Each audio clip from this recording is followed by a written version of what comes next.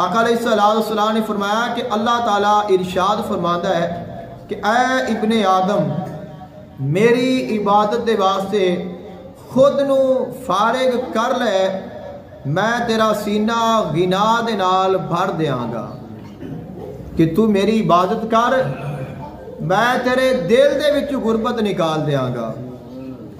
ایک ہوندہ ہے کہ انسان ویسے غریب ہوندہ ہے، ایک ہوندہ ہے کہ بندے دا دل غریب ہوندہ ہے۔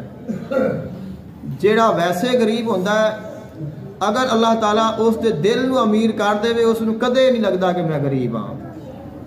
اس ظاہراً اگر اس کا مکان بھی سادہ ہے اور اس دے کول کپڑے بھی اچھے نہیں، گھر میں زیادہ چیزاں بھی نہیں، اچھی گڈی بھی نہیں، وہ سہولیات نہیں جڑیاں دوسریاں کول نے، لیکن وہ پھر بھی آکھے گا اللہ پاک تیرا بڑا شکر ہے، اے اللہ تیرا بڑا شکر ہے، تو میں نے بڑا کچھ عطا کیتا ہے، میں تو اس لائق بھی نہیں سا جنہ تو میں نے عطا کر دیتا ہے۔ ان دی وجہ کی ہے کہ اللہ نے ان دے دل میں ایمان دے نال بھر دیتا ہے۔